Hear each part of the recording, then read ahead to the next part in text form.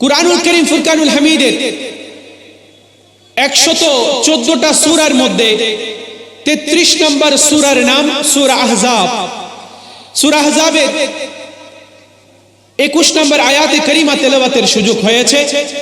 রব্বুল আলামিন আপন নাম আলিমুন লতিফুন খবীরুন নামের সাদকায় রাসূলে পাকের সুন্দর মুআত্তর মুতাহহার মুনাওয়ার শহর থেকে যে ইলম মাওলা আলীর সিনায়ে পাক থেকে সিনায়ে পাক দিয়ে নির্গত হয়েছে, যে ইলম সমগ্র পৃথিবীর মানুষের অন্তরকে উজালা করেছে, যেই ইলম সমগ্র পৃথিবীতে মানুষের ঈমানকে উড্ডীন করেছে, ঈমান ইসলামের পতাকাকে পৃথিবীর মধ্যে উড্ডীন করেছে, ওই ইলম আমাদের অন্তরে ধারণ করে আমাদের অন্তর আত্মাকে আলোকিত করার তৌফিক দান করুন।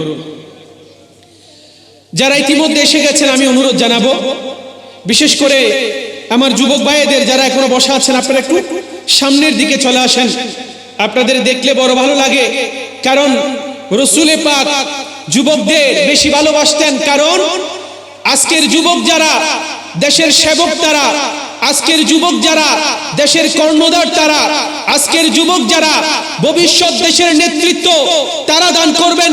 আজকের যুবক যারা এই দেশে কালিমার পতাকাকে উড্ডীন করবে, তারা আজকের যুবক যারা ঈমান ইসলামকে বেগবান করবে, তারা আজকের যুবক যারা ঈমানকে ইসলামকে সামনের দিকে অগ্রসর করিয়ে দিবে, তারা। কথা বলেন ঠিক কি না? আমার বাবারা, পৃথিবীতে অনেক ইউনিভার্সিটি আছে। আপনি যদি অক্সফোর্ডে লেখাপড়া করেন, আপনি অক্সফোর্ড ইউনিভার্সিটি থেকে ভালো একটা ডিগ্রি অর্জন করতে পারবেন, আপনার সার্টিফিকেটের মানও থাকবে সেরকম। কারণ ইউনিভার্সিটি যেমন তার সার্টিফিকেটের মানও তেমন। আর অক্সফোর্ডের মতো ইউনিভার্সিটিতে চান্স পাওয়ার জন্য আপনার যে কোয়ালিফিকেশন, আপনার যে কোয়ালিটি কোয়ান্টিটি দরকার, ওই কোয়ালিটি কোয়ান্টিটি যখন আপনার থাকবে, আপনি অক্সফোর্ডের মধ্যে চান্স পাবেন। তাহলে স্বনামধন্য কোনো প্রতিষ্ঠানে লেখাপড়া করলে তার একটা আলাদা স্ট্যাটাস থাকে, তার সার্টিফিকেটের আলাদা একটা গুণগত মান থাকে। কেউ যদি অক্সফোর্ড থেকে লেখাপড়া করে বিশাল একটা ডিগ্রি অর্জন করতে পারবে, কেউ যদি ক্যামব্রিজ থেকে লেখাপড়া করে বিশাল একটা ডিগ্রি অর্জন করতে পারবে। আমি বলতে চাই, আজকে আমাদের সমাজ নয়, আমাদের দেশ নয়, পৃথিবীর প্রত্যন্ত অঞ্চলে, পৃথিবীর প্রত্যেকটা দেশে আজকে একটা জিনিসের অভাব, সেটা হচ্ছে মানবতা। আমি বলতে চাই, পৃথিবীর কোন ইউনিভার্সিটি মানবতার প্রকৃষ্ট উদাহরণ নয়। পৃথিবীর কোন ইউনিভার্সিটি মানুষকে যথার্থ মানবতায় দীক্ষিত করতে পারেননি। পৃথিবীর কোন ইউনিভার্সিটি আদব আখলাক মানুষকে যথাযথভাবে উপহার দিতে পারেননি। যদি যথাযথভাবে আপনাদের সন্তানদেরকে এই পৃথিবী থেকে ক্লেশ মুক্ত একটা পৃথিবী আমরা গড়তে যাই, তাহলে আজকের সমাজে মানবতার বড় প্রয়োজন। আজকের সমাজে আদবের বড় প্রয়োজন। আজকের সমাজে আমাদের চরিত্রের বড় প্রয়োজন। আজকে আমেরিকার মতো দেশ দেখেন, যাদেরকে সভ্য জাতি বলা হয়, আমাদের থেকে সভ্যতার ক্ষেত্রে যারা 200 বছর এগিয়ে বলা হয়, আজকে ওই আমেরিকার মতো দেশে যেখানে প্রত্যেক 2 সেকেন্ডে একজন নারী লাঞ্ছিত হয়, প্রত্যেক 6 সেকেন্ডে একজন নারী ধর্ষিত হয়। আমি বলতে চাই, এত বড় বিশ্ববিদ্যালয় প্রতিষ্ঠান সেখানে আছে, তারা নিজেদেরকে শ্রেষ্ঠ জাতি বলে আখ্যায়িত করে। আমি বলতে চাই, সেই দেশে মানবতা কোথায়, যেখানে 2 সেকেন্ডে একটা নারীকে লাঞ্ছিত করা হয়, প্রতি 6 সেকেন্ডে একজন নারীকে ধর্ষণ করা হয়। আজকে সেখানে মানবতা কই? আজকে সেখানে আদর্শ কই? আজকে সেখানে চরিত্র কই? আমি বলতে চাই, পৃথিবীর কেউ চরিত্র শিখাইতে পারে না। চরিত্র পাওয়া যায় একটা ইউনিভার্সিটিতে, সেটা মুহাম্মদ আরবির ইউনিভার্সিটি। কথা বলেন ঠিক কি না? সেটা মুহাম্মদ আরবির ইউনিভার্সিটি, যেটা চরিত্র শিখিয়েছে। আমি বলতে চাই, তলোয়ারের আঘাতে ঈমান ইসলাম আসে নাই। কথা বলেন ঠিক কি না? তলোয়ারের আঘাতে ঈমান ইসলাম আসে নাই, বোমাবাজির মাধ্যমে ঈমান ইসলাম আসে নাই, রক্তকয়ী সংঘর্ষের মাধ্যমে ঈমান ইসলাম আসে নাই। শুধু এই ভারতবর্ষকে আপনি যদি প্রকৃষ্ট উদাহরণ হিসেবে আপনি ধরেন, ভারতবর্ষের একজন জাতির পিতা আছে মহাত্মা গান্ধী, তিনি বলছেন it is not sword which attract many Hindus into Islam, it is the simplicity, love and devotion to their God, love and simplicity to their prophet Hazrat Muhammad sallallahu alaihi wasallam which attract many Hindus into Islam। উনি বলছেন এই ভারতবর্ষে আব্দুল্লাহ ছিল না, আব্দুর রহমান ছিল না, এই ভারতবর্ষে কোন মুসলমান ছিল না, তবে এই ভারতবর্ষে তলোয়ারের আঘাতে নয়, বোমার আঘাতে নয়, এই ভারতবর্ষে ঈমান ইসলাম এসেছে আল্লাহর প্রতি মুহাব্বত, রাসূল পাকের প্রতি মুহাব্বতের মাধ্যমে। কথা বলেন ঠিক কি না? আমার ভাইয়েরা, বলতে চাই পৃথিবীর সমস্ত ইউনিভার্সিটি গুলো আছে, বড় বড় ডিগ্রি দিবে, কেউ সায়েন্স ফিকশনে বড় ডিগ্রি অর্জন করছেন, কেউ বিভিন্ন ফ্যাকাল্টিতে বড় বড় ডিগ্রি অর্জন করছেন, কেউ বা অর্থনীতিতে, কেউ রাষ্ট্রবিজ্ঞানে, কেউ সমাজ বিজ্ঞানে বড় বড় ডিগ্রি অর্জন করছেন। আমি বলছি চরিত্র কোথায় পাওয়া যায়, আদর্শ কোথায় পাওয়া যায়, মানবতা কোথায় পাওয়া যায়? আজকের বিশ্ব হা হা করে তাকিয়ে আছে, মানবতা কোথায়? কথা বলেন ঠিক কি না? আজকের পৃথিবী অজর নয়নে কাঁদছে মানবতার অভাবে। পৃথিবীতে সভ্য জাতিগুলোই সবচাইতে বড় কষ্টের মধ্যে আছে, কারণ যেখানে নিজের বলতে কেউ নাই, নিজের কেয়ারটেকার হচ্ছে একটা কুকুর, আপনার নিজের কেয়ারটেকার হচ্ছে একটা কুকুর। সে দেশে মানুষ কুকুর পালন করে শখে নয়, সে দেশে মানুষ কুকুর পালন করে টেক কেয়ার করার জন্য। আমি বলতে চাই চরিত্র পৃথিবীকে একটা ইউনিভার্সিটি শিখিয়েছে, সেই ইউনিভার্সিটিটা মুহাম্মদে আরবির ইউনিভার্সিটি। কথা বলেন ঠিক কি না? আমি বলতে চাই এবং আমি দায়িত্ব নিয়ে বলতে চাই, পৃথিবী আবার শোষণ মুক্ত হবে, পৃথিবী আবার ক্লেশ মুক্ত হবে, পৃথিবী আবার মানবতায় সর্বোচ্চ শিখরে পৌঁছাবে যদি রাসূল পাকের আদর্শ কোন জাতি তাদের অন্তরে লালন করে, সমাজে বাস্তবায়ন করে। কথা বলেন ঠিক কি না?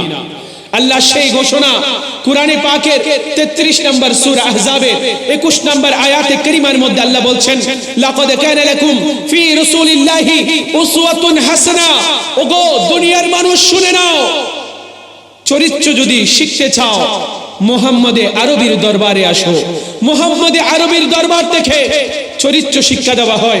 আমাকে মেহফিল কমিটির পক্ষ থেকে একটা সাবজেক্ট নির্ধারণ করে দেওয়া হয়েছে যে ইবাদত কবুলের পূর্ব শর্ত রাসূল পাকের ভালোবাসা এবং শানে সিদ্দিক আকবর।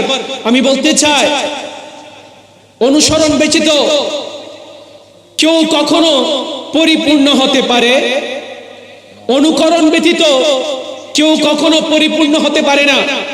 আপনি যদি বলেন বইয়ের মধ্যে সমস্ত জ্ঞান আছে, বইয়ে যদি সমস্ত জ্ঞান থাকে পৃথিবীর কোন সন্তানকে স্কুলে পাঠানোর দরকার ছিল না, শিক্ষকের সমীপে যাওয়ার দরকার ছিল না। বইয়ের মধ্যে যদি সমস্ত জ্ঞান থাকে কোন সন্তানকে স্কুলে পাঠানোর দরকার ছিল না, মাদ্রাসায় পাঠানোর দরকার ছিল না, ইউনিভার্সিটিতে পাঠানোর দরকার ছিল না। আমি বলছি প্রতিষ্ঠান কেন? প্রতিষ্ঠানের প্রয়োজনীয়তা কি? প্রতিষ্ঠানের প্রয়োজনীয়তা হচ্ছে কারণ এখানে আপনি বইয়ের মধ্যে সীমাবদ্ধ নয়, আপনি এখানে প্র্যাকটিক্যাল শিক্ষার প্র্যাকটিক্যালিজমটা আপনি একটা প্রতিষ্ঠান থেকে পাবেন। কথা বলেন ঠিক কিনা? আজকে যে মুহূর্তে রাসূল পাক দুনিয়ার বুকে আগমন করেছেন সেই মুহূর্তটা ছিল আইয়ামে জাহেলিয়া, যেখানে মেট্রোপলিটন অফ মক্কা 10 লক্ষ মানুষের একটা আবাদি মক্কা শহর লিখতে পড়তে পারত মাত্র 8 থেকে 10 জন মানুষ। কয়জন?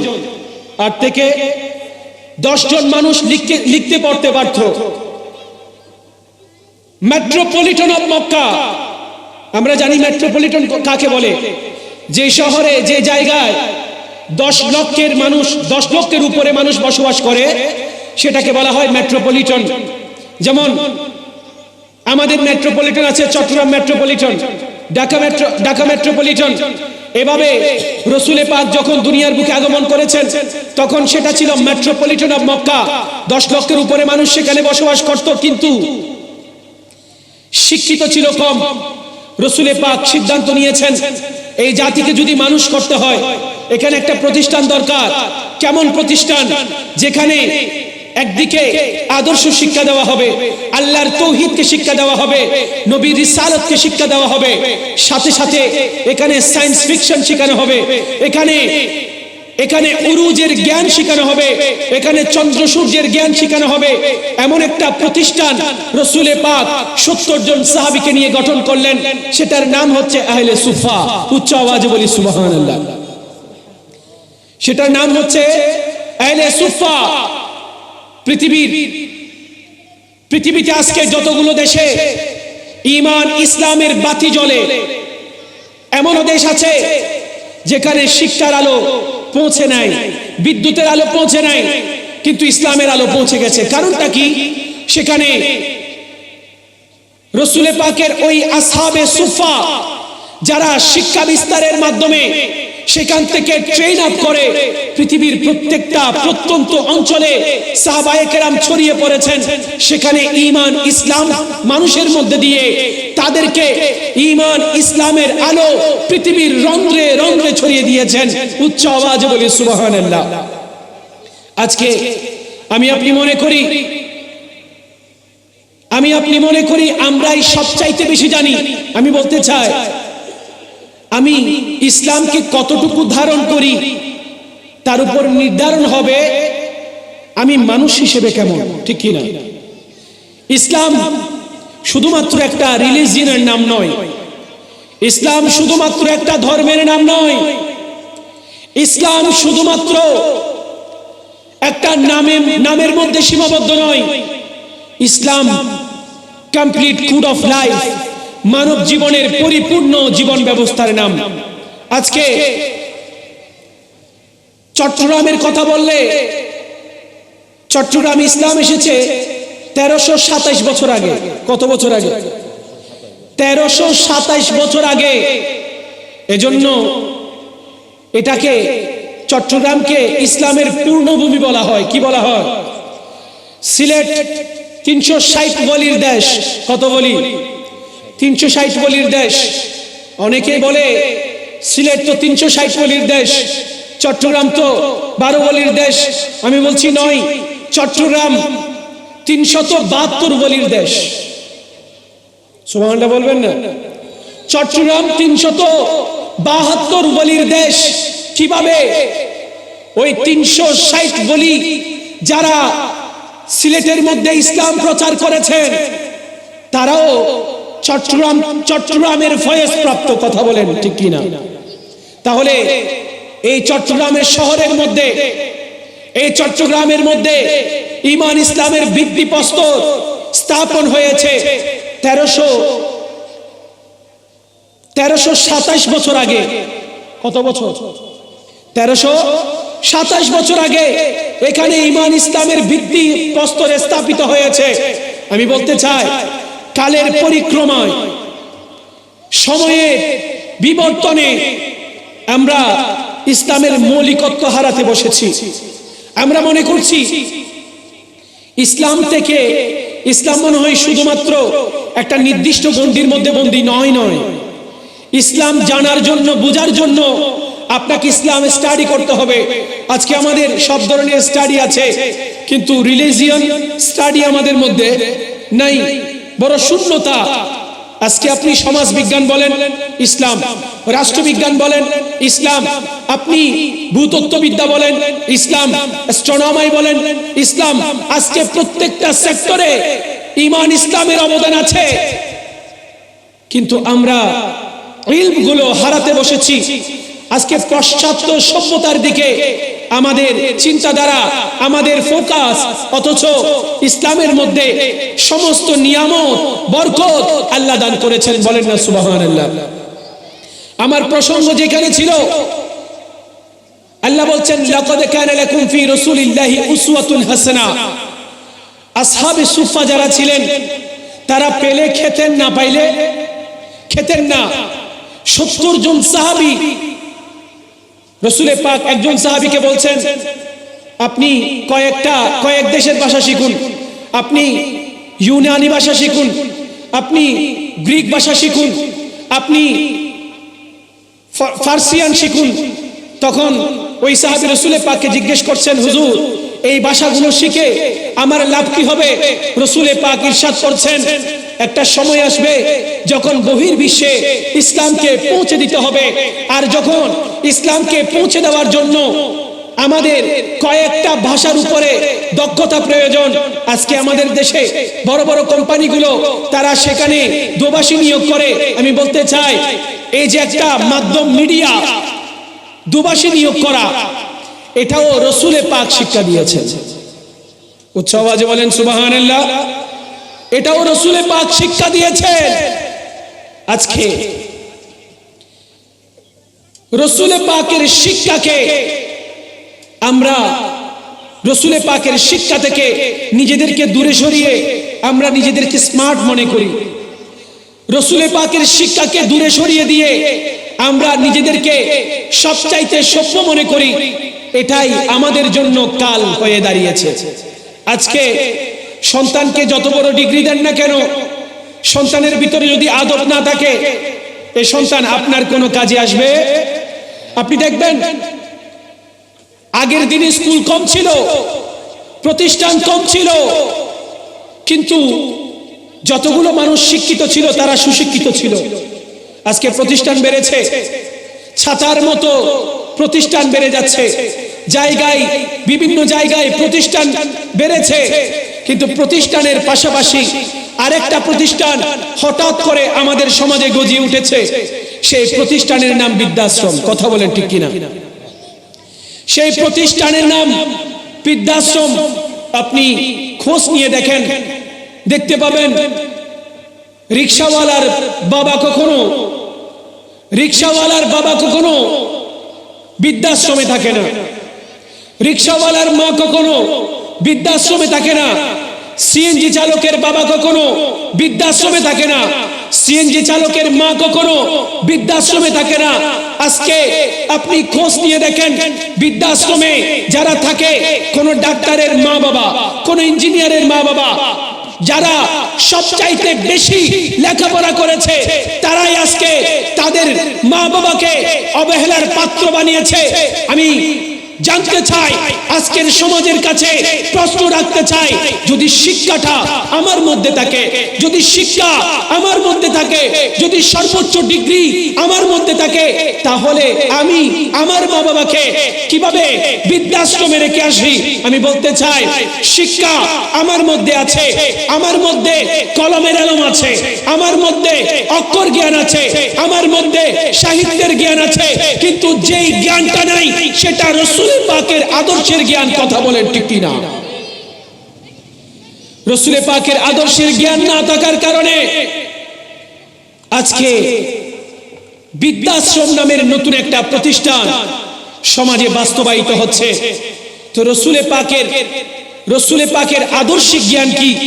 কিভাবে রাসূল পাকের আদর্শ শিখতে হয়, কিভাবে রাসূল পাককে ধারণ করতে হয়, কিভাবে ঈমান ইসলামকে ধারণ করতে হয়, এটা জানার জন্য আমাদেরকে ইসলাম রাসূল পাক বলছেন আমাদেরকে 3টা যুগ, 4টা যুগ আমাদেরকে আমাদের মাইন্ডে ধারণ করতে হবে। রাসূল পাক 4টা যুগকে সর্বশ্রেষ্ঠ যুগ বলেছেন। সেই 4টা যুগ, 3টা একসাথে লাগানো, একটা আলাদা।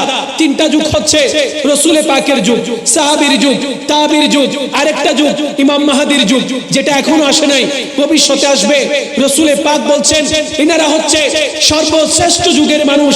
আমি বলতে চাই রসুলকে, রসুলের আদর্শ সমাজে বাস্তবায়নের জন্য আমাদেরকে রসুলের পাকের যুগ স্টাডি করতে হবে, আমাদেরকে সাহাবায়ে কেরামের যুগ স্টাডি করতে হবে, আমাদেরকে তাবিদের যুগ স্টাডি করতে হবে। এই তিনটা যুগ যদি আমরা সামনে রাখি, যেহেতু এখন ইমাম মাহদী দুনিয়ার মধ্যে আসেন নাই, ওনার যুগ শুরু হয় নাই, এই তিনটা যুগ যদি আমরা সামনে রাখি তাহলে আমরা একটা স্বচ্ছ ইসলামের ধারণা পাবো। আজকে একটা পরিবারে 4 জন সন্তান থাকলে 4 জনের ইসলাম 4 রকম। কথা বলেন ঠিক কিনা? ঘরে সন্তান 4 জন, একই মায়ের পেট থেকে 4 ভাই, একই বাবার ওরস থেকে 4 ভাই, একই মায়ের পেট থেকে 4 ভাই, কিন্তু 4 জনের ইসলাম 4 রকম। রসুলে পাক 4 রকম ইসলাম আমাদেরকে দিয়ে যান নাই, রসুলে পাক এক রকম ইসলাম আমাদেরকে দিয়ে গেছেন। কথা বলেন ঠিক কিনা? একক একটা ইসলাম, যে ইসলামের মধ্যে মানবতার ফোয়ারা আছে, যে ইসলামের মধ্যে মানুষের উন্নত জীবনের ব্যবস্থা আছে, যে ইসলামের মধ্যে একটা নিশ্চয়তা আছে, যে ইসলামের মধ্যে সরলতা আছে, যে ইসলামের মধ্যে মানবতার মুক্তি আছে। কথা বলেন ঠিক কিনা? যদি আমরা সাহাবায়ে কেরামের যুগ দেখি, একটা মানুষ কখন পরিপূর্ণ মানুষে পরিণত হয়, আমার কাছে কোনটা দামি? আমাকে যদি বলা হয় দুইটা থেকে একটা বেছে নেওয়ার জন্য, আমি কি ঈমান বেছে নিব না আমল বেছে নিব? কথা বলেন, কোন জিনিসটা সবচাইতে বেশি অগ্রগণ্য? একদিকে আমাকে 1 লক্ষ টাকা দেওয়া হলো, আর একদিকে 2 ভরি সোনা, বলেন এখন কোনটা বেছে নিবেন? একদিকে 1 লক্ষ টাকা, আরেকদিকে 2 ভরি সোনা, কোনটা বেছে নিবেন? স্বর্ণের দাম বাড়তি, স্বর্ণের দাম বেশি। আমি 2 ভরি সোনা নিলে মিনিমাম 3 লক্ষ টাকা, 3 লক্ষ টাকার কাছাকাছি, আর টাকা পেলে পাবো 1 লক্ষ টাকা। তাহলে আমাকে যদি বলা হয় 2 ভরি সোনা কিংবা 2 ভরি স্বর্ণ আর 1 লক্ষ টাকা, আমি অবশ্যই বুদ্ধিমান হিসেবে আমি কোনটা বেছে নিব? স্বর্ণের দিকে যাব, কারণ ওইখানে দামটা বেশি। কোনটা? স্বর্ণের দাম। এখন আমাকে যদি বলা হয় আপনি কি আমলের দিকে যাবেন না ঈমানের দিকে যাবেন, আমার উত্তর হবে আমার দুইটাই লাগবে। দুইটা যদি পেতে চাই, ফার্স্ট অফ অল আমাকে কি আমল ঠিক করতে হবে না ঈমান ঠিক করতে হবে? বলেন না কোনটা ঠিক করতে হবে? ঈমান ঠিক করতে হবে। আমি যাচ্ছি ঈমানের দিকে, কারণ আগে ঈমান না থাকলে কোন ব্যক্তির কোন আমল কবুল হবে? আমল কবুল হওয়ার জন্য শর্ত ঈমান। ঈমান যার, কোনো কিছু আল্লাহর দরবারে কখনো কবুল হবে। এজন্য আমি বলতে চাই আমল এবং ঈমানের মধ্যে দামি ঈমান, আমি ঈমানটাকে বেছে নিলাম। আমল এবং ঈমানের মধ্যে আমি ঈমান গ্রহণ করতে চাই। ইয়া রাসূলুল্লাহ, ঈমান কিভাবে গ্রহণ করতে হবে আমি জানতে চাই। ঈমানটা কি? কিতাবের মধ্যে এসেছে ঈমান হচ্ছে আত-তাসদীকু বিমা জা বিহি নবী সাল্লাল্লাহু আলাইহি ওয়াসাল্লাম। নবী পাক আমাদেরকে যা দিয়েছেন সেগুলো মেনে নেওয়ার নাম ঈমান। এখন কি মানবো আমরা? নবী পাক বলেছেন লা ইলাহা ইল্লাল্লাহ, আল্লাহ ছাড়া কোনো মাবুদ নাই। লা ইলাহা ইল্লাল্লাহ, আল্লাহ ছাড়া কোনো মাবুদ নাই। ইয়া রাসূলুল্লাহ, আপনি এটা দিচ্ছেন, বিশ্বাস করব কিভাবে যে আল্লাহ ছাড়া কোনো মাবুদ নাই? কোন ব্যক্তি আল্লাহকে দেখেন নাই, কোন ব্যক্তি আল্লাহকে দেখেন নাই। আল্লাহ কেমন হয়, আল্লাহর জাত কেমন, আল্লাহর কুদরত কেমন, কোন ব্যক্তি দেখেন নাই। আল্লাহর জাত যদি কোনো ব্যক্তি মনে করে আমাদের মতো আল্লাহর হাত আছে, সেটা শিরক হবে। কোন ব্যক্তি যদি মনে করে আমার মতো আল্লাহর শরীর আছে, সেটা শিরক হবে। ইয়া রাসূলুল্লাহ, আপনি বলছেন আল্লাহ একজন আছে, সেটা মানার নাম ঈমান। আমি বলতে চাই আমি এক বাক্যে মেনে নিয়েছি, এক বাক্যে মেনে নিয়েছি, কিন্তু মানার জন্য তো দেখা শর্ত। আমি দেখি নাই কিসের ভিত্তিতে মেনে নিলাম?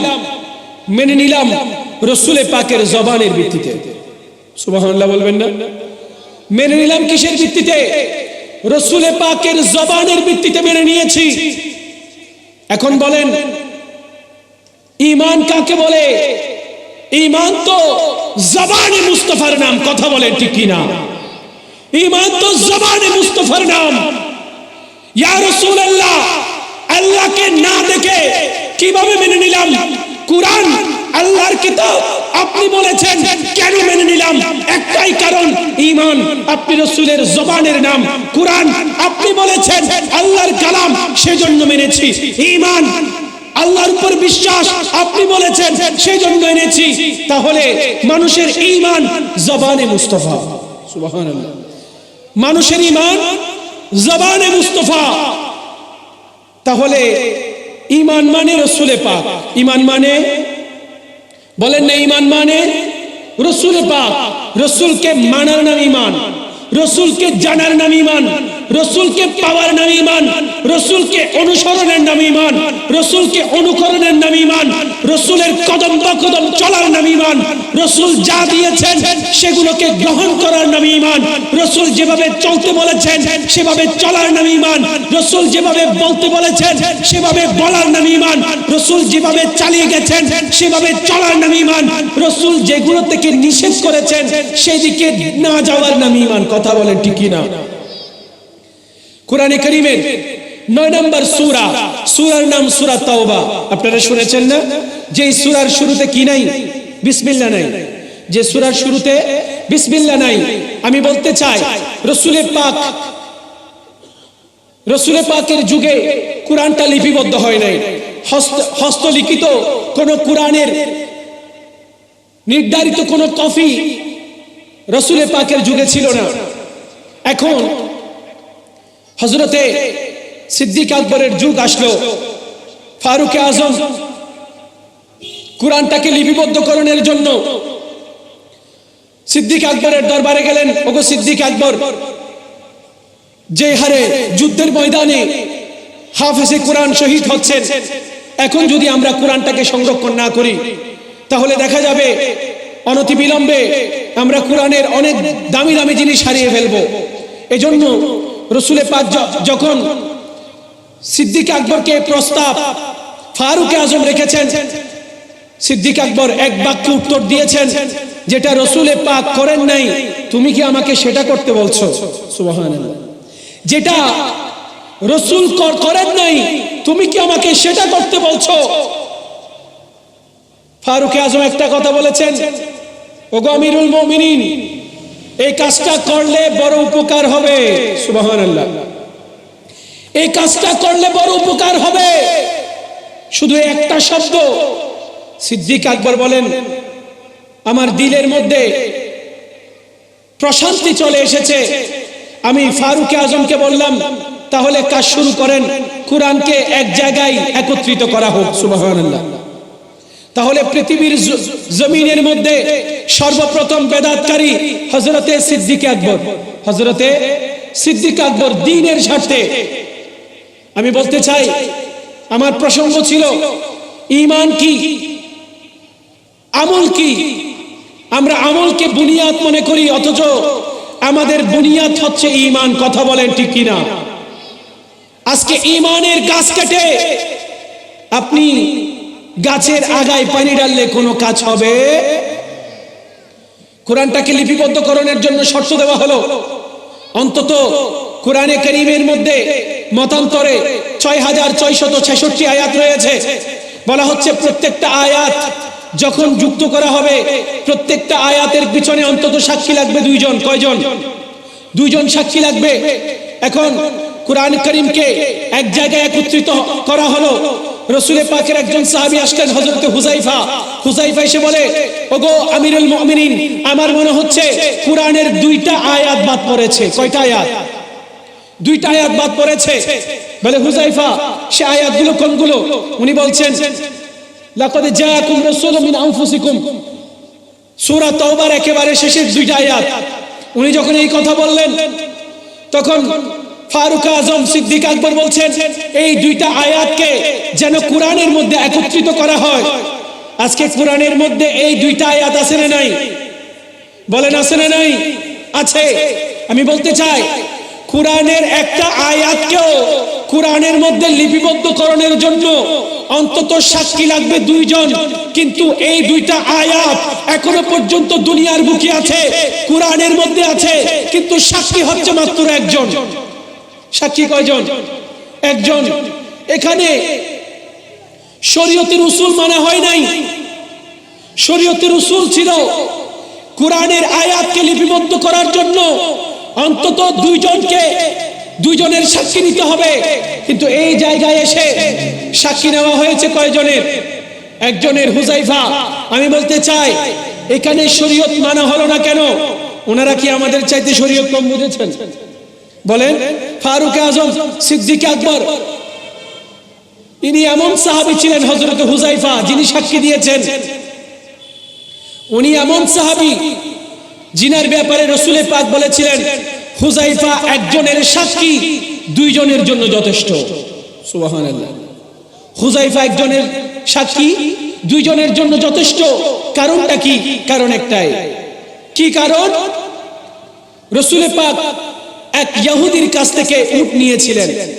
উট নেওয়ার পরে ওই ইহুদির টাকাও পরিশোধ করা হয়েছে, অথচ ওই ইহুদি রাসূল পাককে দোষারোপ করছেন যে আপনি আমার টাকা মেরে খেয়েছেন, আপনি আমার কাছ থেকে তো উট নিয়েছেন কিন্তু উটের টাকা মূল্য পরিশোধ করেন নাই। নাউজুবিল্লাহ।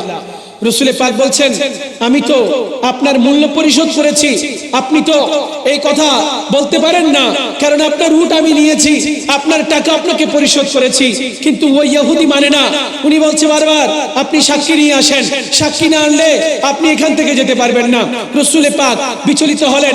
ওই মুহূর্তে রাসূল পাকের সাহাবী হযরত হুযায়ফা এসে বলে ওগো ইহুদি শুনে নাও, রাসূল পাক যে তোমার টাকা পরিশোধ করেছে তার জন্য সাক্ষী আমি হুযায়ফা। আমি সাক্ষী দিচ্ছি রাসূল পাক তোমার কাছ থেকে যে নিয়েছে তার টাকা রাসূল পাক পরিশোধ করে দিয়েছেন। সুবহানাল্লাহ। ওই ইহুদি সাক্ষী পেয়ে গেল, সে চলেও গেল। রাসূল পাকের উপরে আর মিথ্যা আরোপ করতে পারে নাই। এখন রাসূল পাক মুস্কি মুস্কি হাসছেন আর হুযায়ফাকে জিজ্ঞেস করছেন হুযায়ফা আমার সাথে যখন ইহুদির চুক্তি হচ্ছিল তখন তো তুমি ছিলা না, তুমি কিভাবে তাহলে সাক্ষী দিলা? তুমি তো অন দ্য স্পট, তুমি উপস্থিত ছিল না যখন আমার সাথে তার বাইনা হচ্ছিল, যখন আমি উটটা নিচ্ছিলাম তুমি তো জায়গায় ছিল না, এখন তুমি কিভাবে সাক্ষী দিচ্ছ যে আমি তার টাকা পরিশোধ করেছি? তুমি কিভাবে সাক্ষী দিলা? হযরত হুযায়ফা এত সুন্দর কথা বললেন। ইশকে মুস্তাফা দেখেন, রাসূল পাকের প্রেম দেখেন। হুযায়ফা বলেছিল ইয়া রাসূলুল্লাহ আমি তো তার সাক্ষী দেই নাই, আমি সাক্ষী দিয়েছি এই কথা জিনার জবানের কথা শুনে আল্লাহ এক, সেটা আমরা মেনে নিয়েছি। আমি তো সাক্ষী দিয়েছি সেই জবানের যে রাসূল পাকের জবান তো কোনো মিথ্যা বলেন না। সুবহানাল্লাহ। এজন্য রাসূল পাক বলেছিলেন আজকের পর থেকে রাসূল পাকের উপরে এই মুহাব্বতের বিনিময় হচ্ছে কোন বিচারে, কোন সালিশে, কোন সাক্ষীর মধ্যে, সাক্ষীর ময়দানে হুযায়ফা যদি 1 জন সাক্ষী দেয় তার সাক্ষী 2 জনের জন্য যথেষ্ট হয়ে যাবে। সুবহানাল্লাহ। এজন্য কোরআনের মধ্যে হুযায়ফার শান রাদিয়াল্লাহু তাআলা আনহু, হযরত হুযায়ফা রাদিয়াল্লাহু তাআলা আনহুর শান কোরআনের মধ্যে এখনো অবিকল সেই শান রয়ে গেছে। কোরআন কারীমের সূরা তাওবার শেষের 2টা আয়াত হযরত হুযায়ফার সেই শানকে বহন করে যে 1 জনের সাক্ষীতে কোরআনের এই 2টা আয়াত লিপিবদ্ধ হয়েছে। এখানে শরীয়তের উসুল মানা হয় নাই, এখানে মুহাব্বতের উসুল মানা হয়েছে। সুবহানাল্লাহ। এখানে মুহাব্বতের উসুল, শরীয়তের উসুল নয়। এজন্য যেখানে আপনার রাসূল পাকের প্রতি ইনকার পাওয়া যাবে, আমলের পাহাড় থাকলে সে আমল কখনো কবুল হবে। আপনার নামাজ আপনার জিম্মাদারি নেবে না, আপনার রোজা আপনার জিম্মাদারি নিবে না, আপনার হজ আপনার জিম্মাদারি নিবে না, আপনার যাকাত আপনার জিম্মাদারি নিবে না। রাসূল পাক মদিনার জমিন থেকে ঘোষণা করেছেন, আনা যাইমুন, আমি উম্মতের জিম্মাদার। উচ্চ আওয়াজ বলেন সুবহানাল্লাহ। আপনার নামাজ আপনার জিম্মাদার নয়, আপনার রোজা আপনার জিম্মাদার নয়, আপনার হজ আপনার জিম্মাদার নয়, আপনার যাকাত আপনার জিম্মাদার নয়।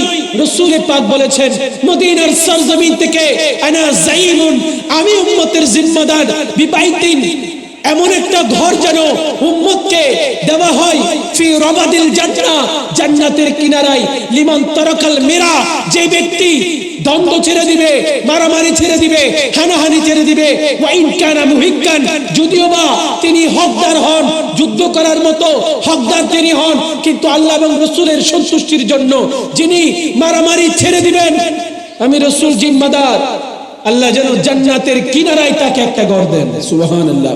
ওয়া বিবাইতিন ফি ওয়াসাতিল জান্নাহ, আমি রাসূল জিম্মাদারি দিচ্ছি, আল্লাহ যেন তাকে একটা জান্নাতের মধ্যখানে ঘর দেয়।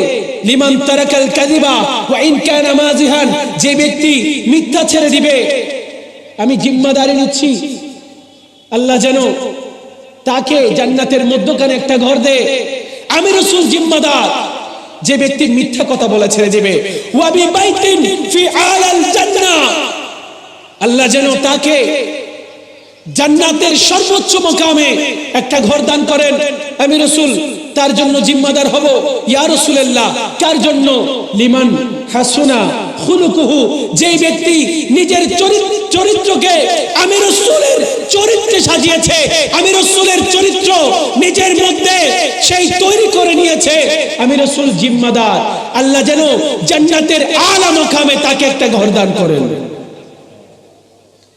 এজন্য চরিত্র বড় প্রয়োজন। ঈমানি চরিত্র যার নাই, যার মুনাফিকি চরিত্র আছে, যে নামাজের দোহাই দিয়ে, ইবাদতের দোহাই দিয়ে রাসূল পাকের বিরুদ্ধে কথা বলে। আল্লাহ রাসূল হাদিসে পাকের মধ্যে বলছেন, ইমাম মুসলিম এই হাদিসটা মুকদ্দমায়ে মুসলিমের মধ্যে নোট করছেন, উনজুরু আম্মান তাখুযুনা দীনাকুম, কার কাছ থেকে ইলম শিখবা, কার কাছ থেকে দ্বীনের ইলম গ্রহণ করবা, তাকে আগে দেখে নাও সেই মানুষটা নির্ভরযোগ্য কিনা, সেই রাসূল পাকের শানে বেয়াদবি করে কিনা, সেই গুস্তাকে রাসূল কিনা। আজকে মাঠ জমাইলে হেদায়েত এটা মনে করা যাবে? আজকে মাঠ পরিপূর্ণ হয়ে গেলে হেদায়েত ওয়ালা মনে করা যাবে? হেদায়েত কোথায় থাকে? যেখানে আল্লাহ এবং রাসূলের সন্তুষ্টি, সেখানে হিদায়াত, অন্য কোন জায়গায় হেদায়েত পাওয়া যাবে? আল্লাহ আমাদেরকে বোঝার তৌফিক দান করুন। আমার ভাইয়েরা, আজকের এই মাহফিল থেকে আমরা একটা জিনিস সমাজের মধ্যে প্রতিষ্ঠা করতে চলেছি। সেটা কি? সেটা হচ্ছে আদর্শের সাথে সাথে, আদর্শের কথা পৃথিবীর সবাই বলে, রাসূল পাকের আদর্শের চর্চা ইহুদিও করে, নাসারাও করে, তাদের আপন আপন জায়গা থেকে রাসূল পাকের আদর্শের কথা বলার জন্য বাংলাদেশে নয়, পৃথিবীতে ইসলামের নামে বেনামে যতগুলো সংগঠন আছে সবাই রাসূল পাকের আদর্শের কথা বলে, কিন্তু রাসূল পাকের মুহাব্বতের কথা বলে আহলে সুন্নাত ওয়াল জামাত কথা বলেন, ঠিক কিনা? কারণ এই মুহাব্বত ব্যতীত আপনার আমল, আপনার আদর্শ কোনো কাজে আসবে? সেটা কখনো আদর্শ হতে পারে না যে আদর্শের মধ্যে মুহাব্বত নাই, সেটা কখনো চরিত্র হতে পারে না যে চরিত্রের মধ্যে সরলতা নাই, যে চরিত্রের মধ্যে রাসূল পাকের মুহাব্বত নাই। আমি বলতে চাই, আদর্শের কথা বলে, আদর্শের বুলি ছড়িয়ে সমাজের মানুষকে হয়তো ধোঁকা দেওয়া যাবে, কিন্তু ঈমানদার হওয়ার জন্য হুব্বে মুস্তাফা ব্যতীত কেউ কখনো কোন অবস্থায় রাসূল পাকের সান্নিধ্য পাবে না, ঈমানদারও হতে পারবে। আর একজন ব্যক্তি ঈমানদার, সেটা কিভাবে বুঝবেন ওই ব্যক্তি ঈমানদার? ঈমানের বড় আলামত হচ্ছে হুব্বে মুস্তাফা। ঈমানের বড় আলামত কি? হুব্বে মুস্তাফা। আমি একেবারে দায়িত্ব সহকারে বলছি, দায়িত্ব নিয়ে বলছি, ইমানের দারোমদার হচ্ছে হুব্বে মুস্তাফা। কায়নাতকে গত 1450 বছরে আমাদের ইমামরা একটা শিক্ষা দিয়েছেন, যেখানে রসুল পাকের প্রেম আছে সেখানে রসুল পাকের আদর্শ আছে। কথা বলে ঠিক কিনা? আপনি বলতে পারেন তোমরা তো আশিক রসুল দাবি করো, কিন্তু নামাজ নাই কেন, রোজা নাই কেন, হজ নাই কেন, যাকাত নাই কেন, চরিত্র নাই কেন? আমি বলছি দাবি করলে হুব্বে মুস্তাফা হয়ে যায় না।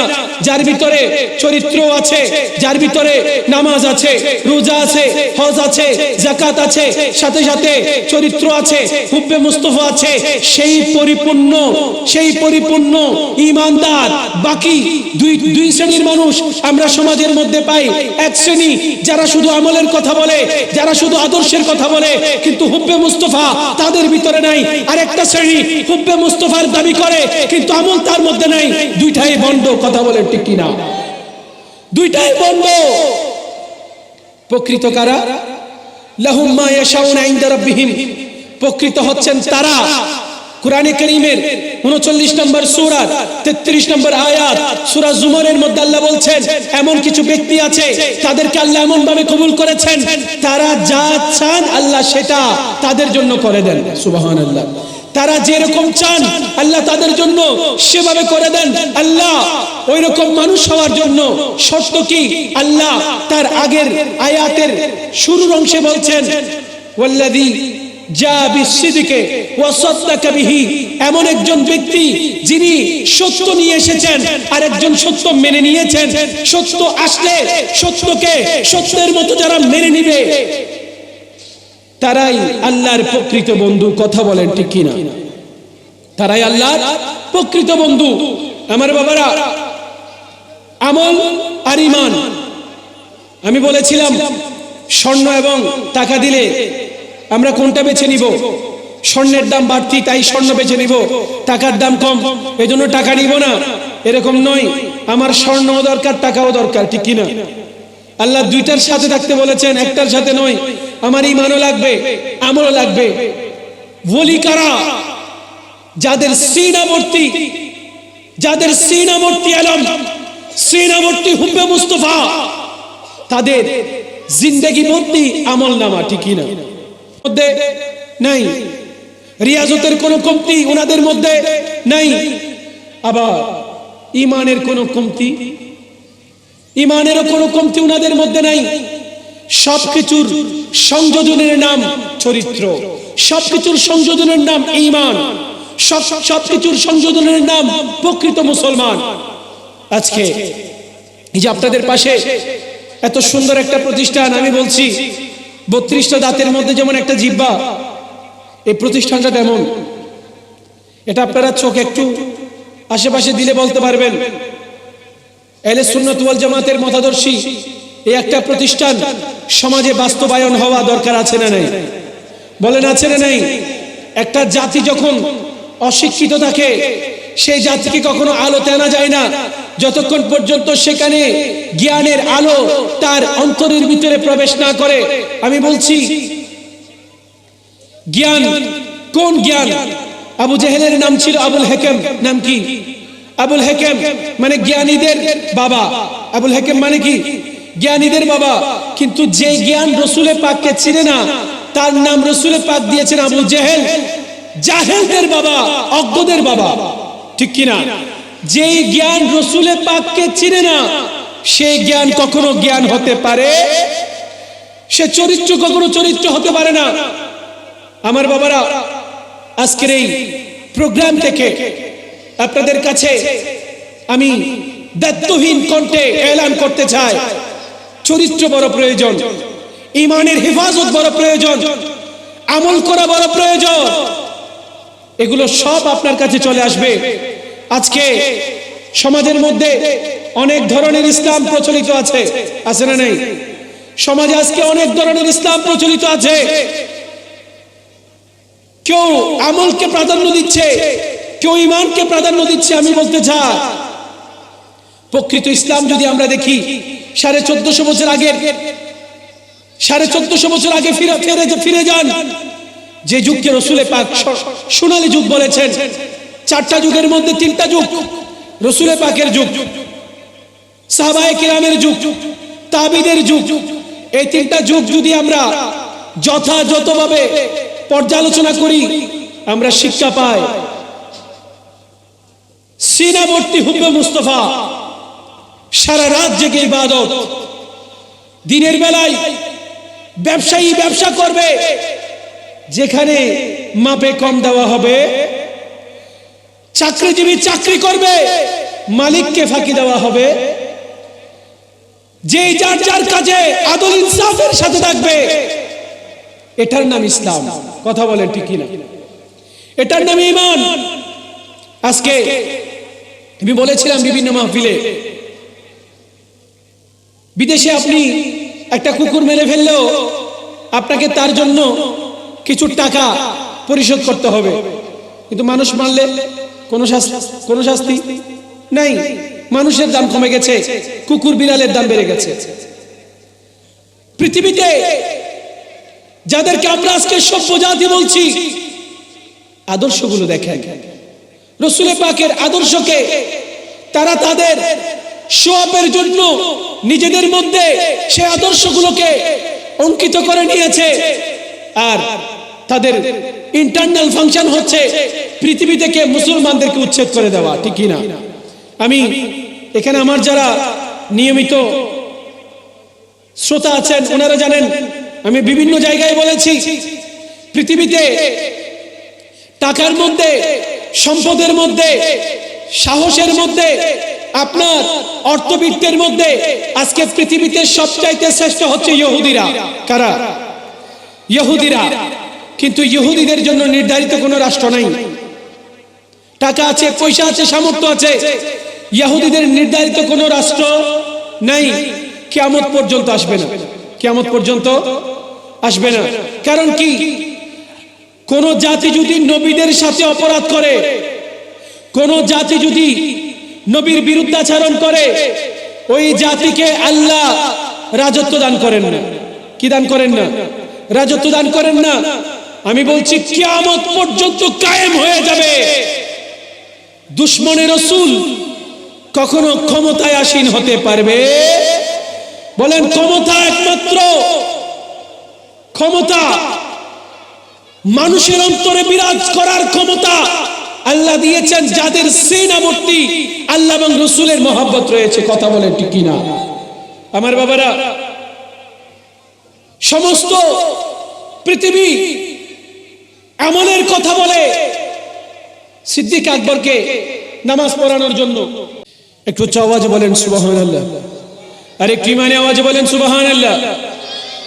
শরীয়ত যারা সরাসরি রাসূলের পাকের কাছ থেকে শিখেছেন, রাসূলের পাকের মতান্তরে 1,24,000 সাহাবীর মধ্যে গ্র্যান্ড মুফতি ছিলেন 35 জন, 135 জন।